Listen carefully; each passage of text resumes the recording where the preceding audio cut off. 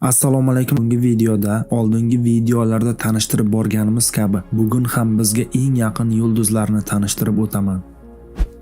Biz hammamiz bilamizki, bizga eng yaqin yulduzlar tizimi bu Alfa Centauri va Bernard yulduzi. Undan keyin 6,5 trillion kilometr uzoqlikda Luman 16 yulduzi joylashgan. Ular ikkitalik yulduzlar bo'lib, agar biz ushbu jismlarga qisqacha ta'rif beradigan bo'lsak, ular to'liq yulduz bo'lishi uchun yetarli massaga ega bo'lmagan qandaydir pastki yulduzlardir. Juda katta teleskop yordamida olimlar bu yulduzlarning massasini hisoblab chiqishga muvaffaq bo'lishdi.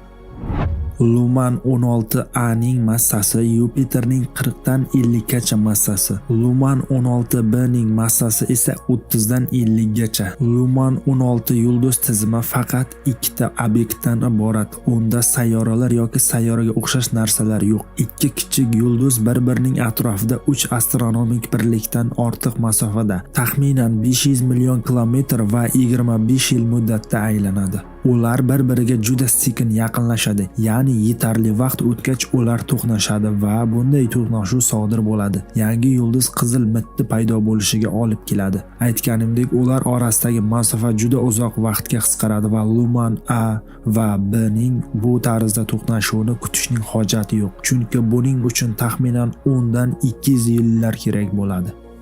Bunday aql bovar qilmaydigan davr obyektlarning kichik massasi va ularning orasidagi katta masofa bilan bog'liq. Demak, katta ehtimol bilan bu sub yulduzlar boshqa muvaffaqiyatsiz yulduz tomon yo'lda to'qnashib qolsa, tezroq haqiqiy yulduzga aylana oladi. Luman 16 bu nisbatan yaqinda 2013-yilda kashf etilgan yulduz tizimi. Uni mashhur amerikalik astronom Kevin Luman Weiss teleskopi yordamida kashf etgan. Qisqagina bo'lsa ham bugungi ma'lumotlar o'z nihoyasiga yetdi. Agar video yoqqan bo'lsa, like bosib obuna bo'ling. Eng qiziqarli faktlar va ma'lumotlar hali oldinda. Ko'rishguncha.